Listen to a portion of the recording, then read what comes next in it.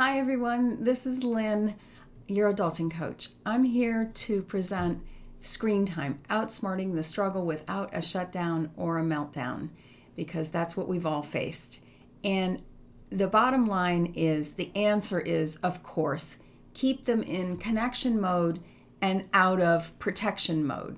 Because the minute we go into that protection or defense mode, we can't hear ourselves think.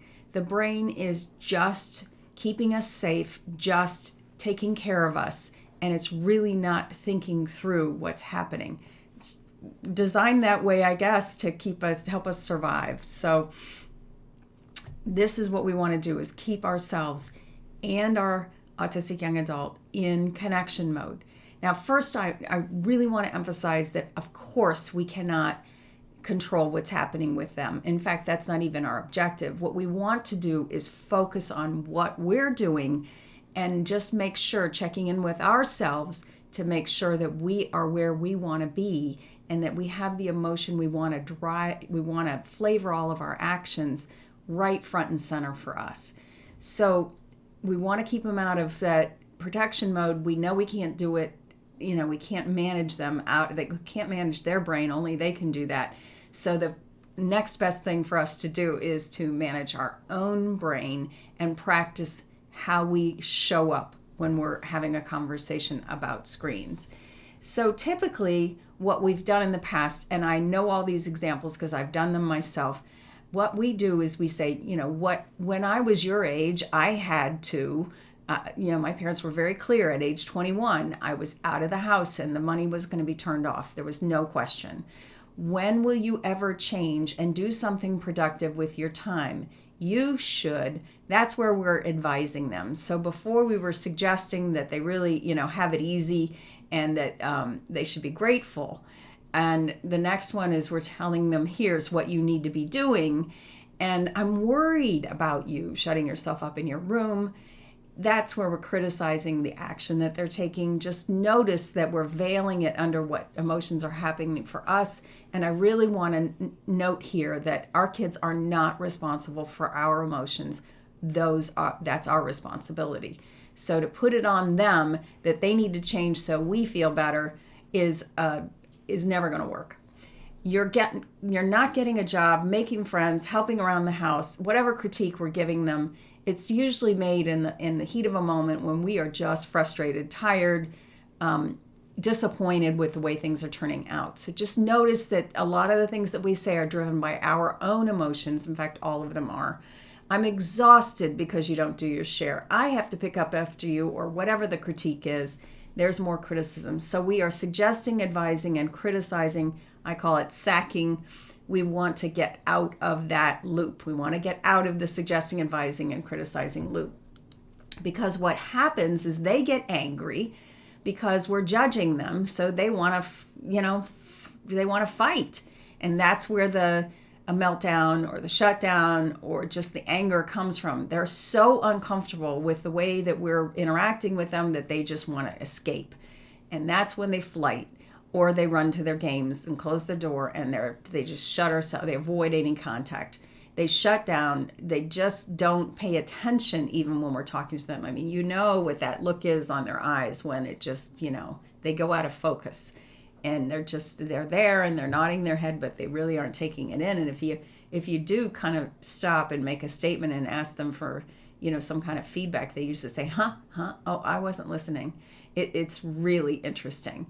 And then, or they cry sometimes, and that's when they are just so sorry that they're disappointing us. We have, those kids are the ones you just want to hug and protect and put in a glass bubble or, wrap them in bubble wrap because they're just so sweet. But that kind of self-deprecating, I'm the worst, can also lead to suicide ideation, and we want to really watch for that. So what's really happening is they're fighting, freezing, or fawning, and we really want to avoid that because their brain is just offline. They're not thinking, and they can't hear themselves think either, and that's the key. We want them to understand how their thinking drives the results that they're getting in their life.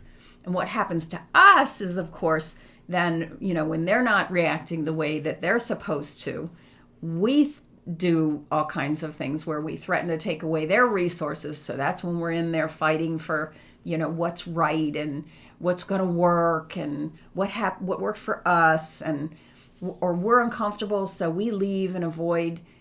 We just stop. We don't even bring up the topic because it's just become, just too scary for us, or we shut down. We stop listening.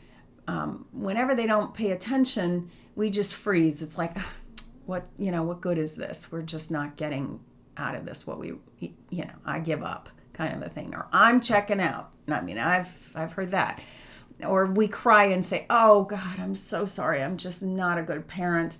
It's all my fault. I'm not good enough.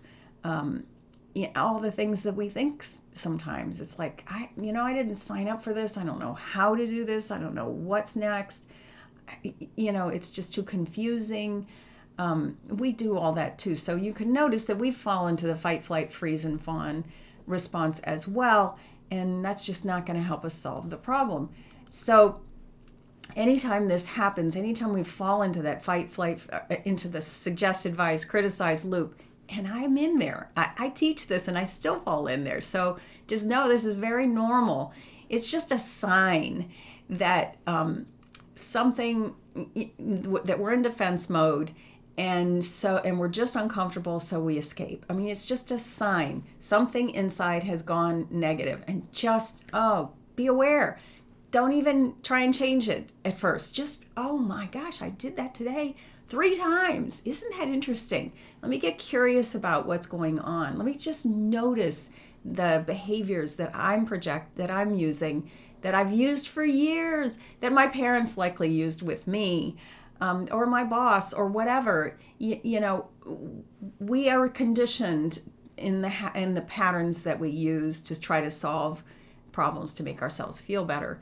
So just know that we all share in these patterns, and being aware of them is the first step.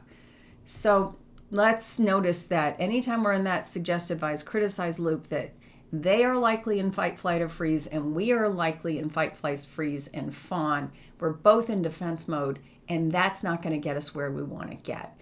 We want to connect with our young adults, and connecting with them requires a different approach. And I'm going to suggest this one. W.A.R.M. We want to witness what's happening with them. We really want to notice exactly what they say. I mean, it doesn't have to be exactly, but we really want to notice the words that they use, whatever we can gather from their face or their bodies or their actions. We want to witness what's happening as if we were a neutral observer. And we'll talk more about that in just a second. And then we want to accept that this is the way things are, that life is sometimes on the dark side of the yin-yang symbol, where it's 50-50 good, 50-50 bad, whatever we want to label it. Just know that that's just normal for life. It's the way life works. There's a reason that symbol has been around for thousands of years, that many people have observed that life is half and half, half easy, half hard, half good, half bad, that it's just the way life, being a human, presents itself. And then we want to reflect what's going on with them. And that's a simple emotion plus short sound bite. So you feel frustrated because you don't have the money you want to buy the computer you'd like to have. Emotion first, sound bite, which is just the topic they're talking about. And we have to get to that emotion. Our kids really need us to mirror back to them the labels of the emotions that they're having, so they can start finding the words to describe what's happening inside of them. Many are alexithymic, which just means without words for emotions. Alexithymic.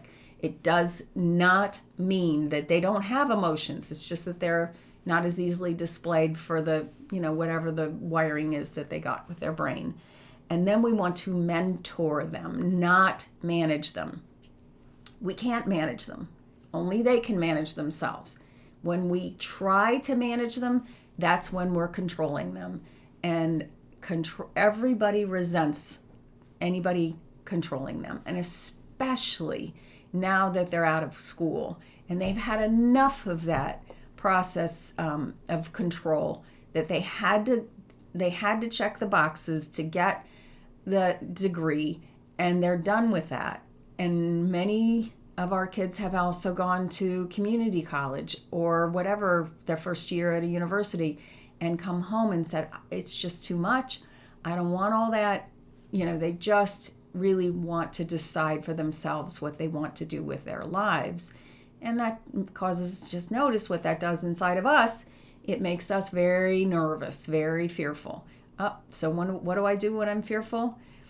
I get really anxious, and then I do the best I can to suggest, advise, and criticize. I'm suggesting, let's mentor them instead. Let's help them figure out what's happening inside of their brain and make decisions that work for them, to try something. It's not about finding the answer. It's about, let's be willing to make an experiment so that we can try something and learn what works best for them.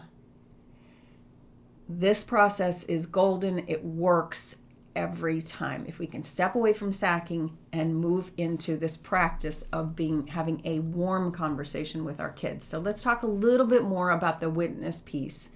And I really think that this is something all of us can practice right now. And it's not just with them, it's also with us. So there's a parallel process going on here where we have to figure out what's going on with us so we can help them better figure out what's happening inside of them. And the first thing we want to do is we want to notice where we're breathing. Is it up in the chest or is it down in the belly? Okay, if it's up in the chest, it's probably rapid. If it's down in the belly, it's probably deeper and slower. Our brain loves it when we deeply and slowly breathe. Because of the vagus nerve that travels from our brain to our body, we can send a signal the other way as well. We can also tell the brain we're okay by breathing. And that's the first place we want to go. Well before we have that discussion with our kids, we want to make sure that we're in a good place. Our body and our brain are feeling centered. So let's take the time to breathe and use our belly and just notice what's happening when we do that. You can see the posture can relax a little, and we're not so urgently, in their face. We want to take it back. Then before the discussion, during the discussion, anytime we want to start writing down what our thoughts are. So it's a pain to get a piece of paper and a pencil, maybe. But we can also record it on our phones. You can go to that Notes app and you can hit that record button at least on an iPhone. I'm pretty sure they're all capable of doing this now. Or you can download the Otter app, OTTER.ai, and you can just speak into Otter and have it transcribe what you're saying if that's easier. And we just want to find out, what are those thoughts in there? Oh my God, if this kid doesn't leave my house pretty soon, I'm going to kill him. Could be one. Or, I'm really worried about what's going to happen to him when I'm gone, or her when I'm gone. Who's going to do the stuff that I do for them? Who's going to take care of all that paperwork that has to be filed in order to get them the benefits that they deserve and the support that they really do need? Who's going to make sure that when the insurance company changes a rule somewhere, that they know what to do next? I mean, there's a lot of thinking around our kids that just notice it. Just start to, oh gosh, I had that thought yesterday. Oh, and the day, because the research suggests that we have 70,000 thoughts a day. 80% of them are negative. 95% of them are the same that we thought yesterday. So when we start to do these thought downloads and start to document what's going on in our brain, we'll notice the patterns, and then we can find those triggers, those things that really ruffle our feathers, and start to work on them so that we shift from fear into something more like curiosity, which moves us from defense mode to connection mode. Really important. And as the neutral watcher, that's the point of view where we're not judging what's happening all the time. It's it's the point of view where we're just an observer of what's happening. It's so helpful to be the neutral watcher with our kids, because it's been a couple of decades and we've all fallen into patterns, and it's just really helpful to notice which of those patterns are working and which of those are not working. And that's why we want to fall into that neutral watcher, so we're not judging ourselves for being the right parent, or judging the best parent we can be, or judging them for what they're not doing that they should be doing, if they're addicted to computers or games, or all the language that makes us fall into fear. The minute we get to fear, we're in defense mode. The minute we're in disgust, we're going to be anxious and fall into defense mode. We just need to watch what happens. What's our pattern? Because we all have patterns. Brains love patterns. So once we do that, we recognize, oh, I'm driving my car, they're driving their car to the destination, the GPS pin drop that they want to go to. And where I drop the pin for them might be different from where they drop the pin. But let's keep that long-term goal in mind. I know that our kids have a hard time imagining the future, and they also have a hard time gleaning all the lessons from the past mistakes that they've made. That's why we're there, partnering with them and parenting with them. That's what we want to do. At the same time, let's break whatever that goal is. I just remember for years, every time I would talk about what major they want to do in community college, they would just have a huge meltdown because it was too big of a decision. Okay, well, let's drop back a little bit and just break their lives into the 10 domains, which are in other videos at this channel, and ask them, what have they created already? So they start from gratitude, and what do they want next? Because we want them to energize, produce, and connect to get where they want to go. But if it's this huge destination that just is totally overwhelming, and they have to make a decision, and it has to be perfect, that's going to put them right into that defense mode again, and they don't connect with themselves. They can't even hear themselves think, much less what we're saying. So what we want to do is really just understand that that's what's going on in their heads, and be the kind of mentor. Watch our own behavior so that we understand where we are triggering the fear or triggering the curiosity. And wow, it's so amazing when we can get there, because we're the pit crew. While they're going around the track of life, we're going to supply their trust, the trust, the love, and the connection while they're going around the track. And when they come in for the pit stop, we want to be curious about what's going on with them. We want to, help them figure out the adjustments they need to make to their own car. If they have to pop the hood, if they have to add some gas, if they have to change the tires, that's going to be up to them. And we can decide the amount of resources we're willing to supply to them. That's where we have our leverage, so that they learn how to drive their own car, and how to service their own car, and how to fuel their own car. That's the long-term view. It's not that screens are the enemy. Screens are just a way to distract themselves and help themselves feel better. And sometimes if they really get honest about the way they're feeling inside, after they've been on screens for a very long time, they're probably going to be kind of numb, because the designers of the games, the YouTube videos, are trying to keep them on that channel, on that page, on that game as long as they can, because it fuels their economic model. So they can be over here fueling somebody else's economic model, or they can make a choice to come here and fuel their own life that they have determined. Whatever the tiniest next step is that they want to take in each of their 10 domains, they can just pick one, and they can pursue what they want instead of fueling someone else's economic model. We need to help them understand that those people are experts at keeping you hooked, and we want to have them decide where that GPS pin drop goes, so that they are fueling themselves their car. They got the right pit crew, because someday we're not going to be able to be a member of their pit crew, or something catastrophic could occur in the next 5 years and, we're not there. They need to develop a pit crew for themselves that's going to help them run around that track and win the awards, the goodies that are out there from living an independent life, living a life that is fueled by them.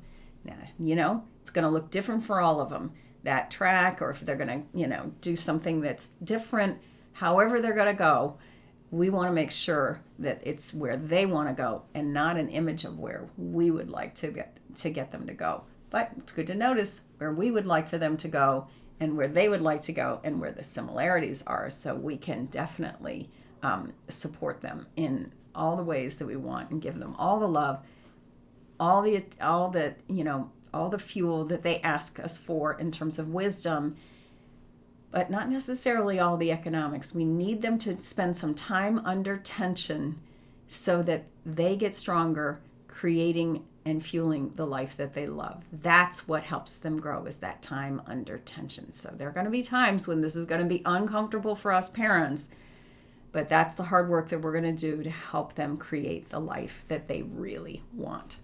So I hope this has been helpful to you, a helpful perspective, and I look forward to seeing more of you at The Art of Adulting. There's a Facebook page and there are YouTube videos, and I'll make sure that there are links in the description of this video so you can find them. Bye for now.